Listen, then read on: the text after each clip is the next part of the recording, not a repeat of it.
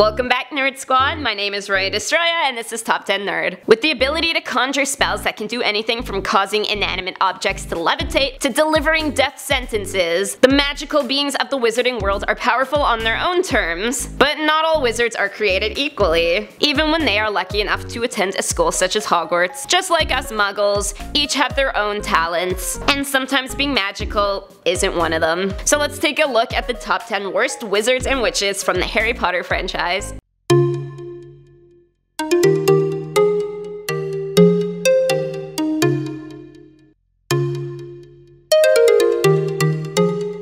In the number 10 spot, we kick off with SYBILL Trelawney. Professor Trelawney was one of my favorite professors from the series. I always loved the quirky ones. Unfortunately, one of those quirks is that she's not particularly good at what she does. Her specialty is divination, but is generally thought to be sort of a fraud in that department. Her predictions rarely, if ever, come true, as displayed by McGonagall's declaration that Trelawney predicts the death of a student every year, and every year that student doesn't end up dying. She did manage to defeat a Death Eater once, which gives her some magic cred. So perhaps the problem doesn't lie in her visions, however, but her interpretations. Coming in at number 9, we have Neville Longbottom. Keep in mind that with time, Neville did grow into his abilities and became a fairly competent wizard, competent enough to co-lead Dumbledore's army, but it was a really rough road. He was clumsy, he lacked self-confidence, and oftentimes he was ill-equipped in the first place. This has resulted in several dangerous accidents, but just like Matthew Lewis, who played the subpar wizard, he has blossomed since. Next up at number 8 is RUBEUS Hagrid. The fact that Hagrid was not the most competent at wizardry wasn't his own doing. He had natural abilities and immunities to certain spells due to the giant in his blood. However, in a message about the importance of getting an education, his abilities were stunted by his being expelled after Tom Riddle framed him for opening the Chamber of Secrets. This hasn't stopped him from trying, but because his wand is snapped and his knowledge is limited, his spells don't always go as planned. In the number 7 spot, we have Peter Pettigrew. Just as Professor McGonagall and Voldemort said themselves, Pettigrew was a less than talented wizard at most times. He did have fleeting moments of magical strength, such as becoming an animagus so early, or using the fatal blasting curse, but his true powers lay in being a liar and in hiding, which require no magic at all. He was probably the most skilled at dark arts among the Marauders, but that's about all his claim to fame is. He may have been a better wizard than everyone thought, but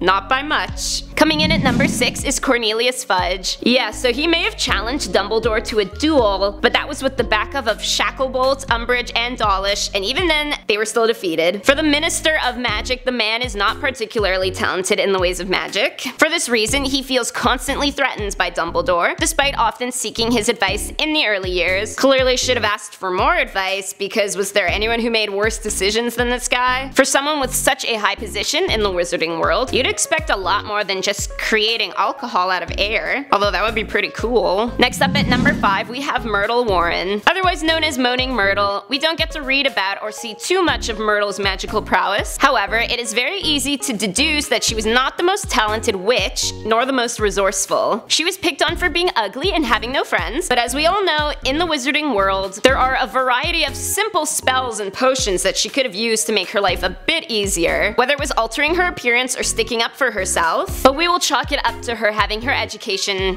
cut short, as well as her life, and never learning enough to be useful. Next up at number 4 is Dolores Umbridge. I can feel your disdain at this name already. Undoubtedly one of J.K. Rowling's greatest creations and one of my personal favorite villains ever, Dolores was a real, let's just say, piece of work. Her cruelty, hunger for power, and pink fluff masked the fact that she was not, in fact, a very talented witch. Of course, she had some skill or she would never make it to the Ministry of Magic, but as we've seen before with Fudge, magical abilities apparently are not much of a prereq to get in on the Ministry. Her best abilities probably lay in clearing her throat and annoying us immensely, but what would the Potter series be without her? A lot less aggravating. In the number 3 spot, we have Vincent Crabbe. Bet you were wondering when I was gonna get to Malfoy's cronies. Crabbe was slightly more talented with his magical abilities, oftentimes picking up the slack in duels for Goyle. However, though he learned a significant amount of dark arts, he was not smart enough to wield them properly, leading to him accidentally killing himself with the Fiendfire in the novels. Oopsie.